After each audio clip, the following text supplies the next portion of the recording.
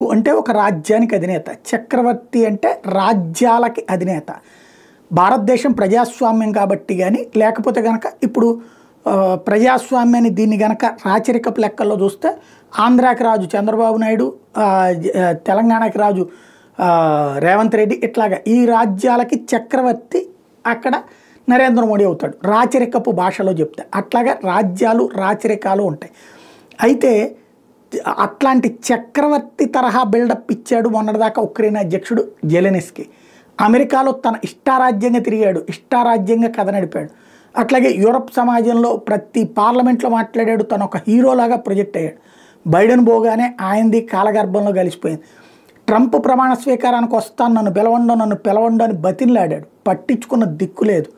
ఆ విషయాన్ని అధికారికంగా ట్రంప్ టీమే, ప్రమాణ స్వీకారం టీమే ప్రకటించడం అన్నటువంటిది సంచలనం సృష్టించింది. డొనాల్డ్ ట్రంప్ జూనియర్ ఆ విషయాన్ని తేల్చి చెప్పాడు.